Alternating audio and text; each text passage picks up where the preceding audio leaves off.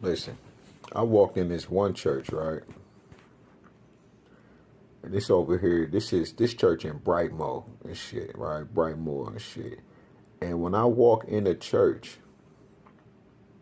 first I got a beam. This is how I started learning about the beams of the cross, right? The six that go across and the four that go up. The six deals with you and your fellow man, right? Your brother, your sister, your enemies, that the level playing field, right? The 42 negative confessions is what it is right now. This is the beam that go like this and shit to balance out all existence and shit, right? But this is when I learned about this shit.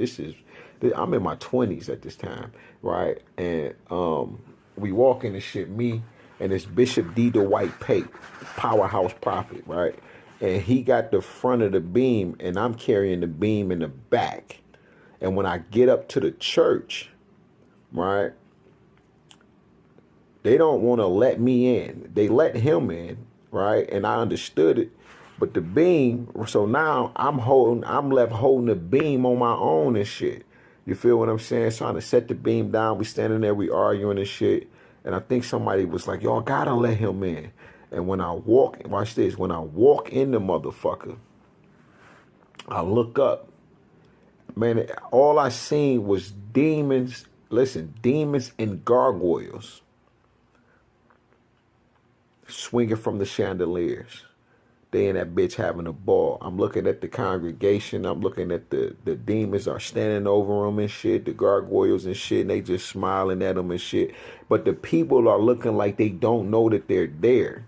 Right? I'm talking about you got some of them and shit. You can see the darkness that's over them and shit. And when I say dark, don't think like black and shit. Just think evil, right? 'Cause that's the true terminology. It's evil.